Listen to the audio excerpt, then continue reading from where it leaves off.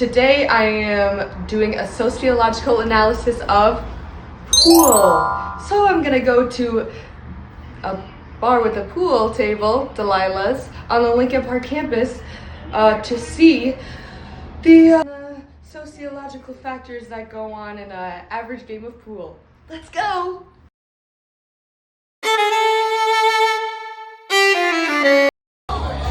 I'm noticing that at this pool table, the women are only playing against other women. What's up with that?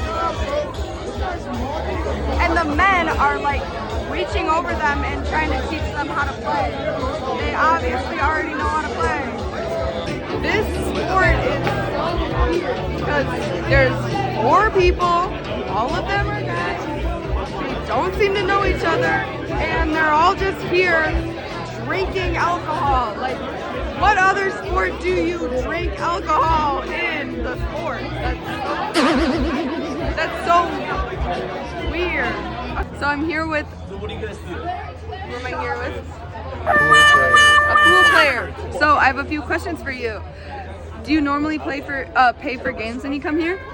They're for free. Yeah. Okay, so do you ever put money down on the game? Yes. Yes, you do. So do you guys treat the pool game as more of a hangout or a competitive space? It depends. It depends on who you're playing against. So when you're like with your friends, it's more social versus when you're with strangers, it's more competitive, or vice versa? I think it's friendlier with the strangers. With your friends, you like actually. Okay, so who invites who to play? Like when you're with strangers, or do you just kind of like select other guys by the table? Well, you queue up on the board, so you write your name and then it Oh, goes in order. I didn't know that. Okay, Yeah, so we just do you had it. think that because I don't see any women playing pool here with men, do you think that women are less likely to approach men playing pool? I think you're wrong. There was a girl playing earlier. There was? Yeah. I did notice that. So do you think that like she has more pressure on her to perform better to prove herself in front of the male competitors? Probably. Probably. Okay, so how do you prove yourself as being good at pool without formal proof? By sinking those balls in. Okay, and does intoxication increase cooperation or aggression? It depends on the person. How did you learn pool? Wii Sports. Wii Sports you Or learned we pool? play. When was the first time you actually went to a bar and you played pool? Do you remember? Yeah, like 5 years ago. Like 5 years. Who are you with? Do you know? Yeah, Friends? I was with my friends. You were with your friends? Yeah. Okay, and did they also know pool? No. They didn't know pool, so did you have to teach them? Yeah. You taught them. Okay, cool.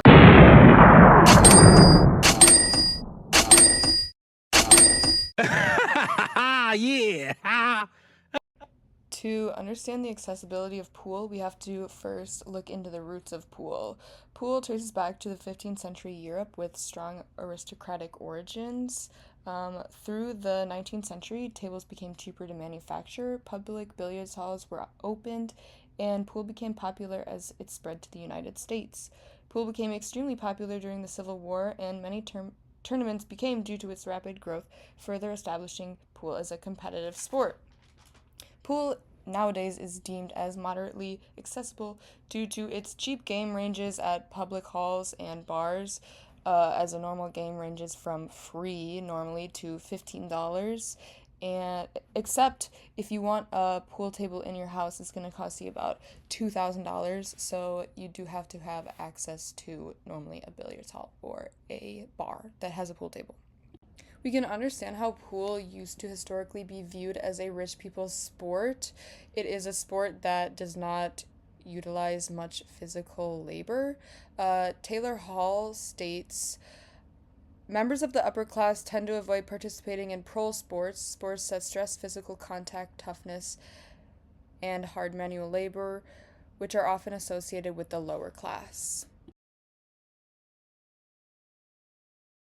Pool having its roots in aristocratic environments, then moving towards a more male leisure-centered activity, the estimated percent of female pool players is 35% in 2025, which may seem high. However, the American Pool Association reported a 15% increase in female players from 2020 to 2023, so pool is definitely still a male-dominated sport. We can see how in male dominated systems, there is always a lack of women within these systems.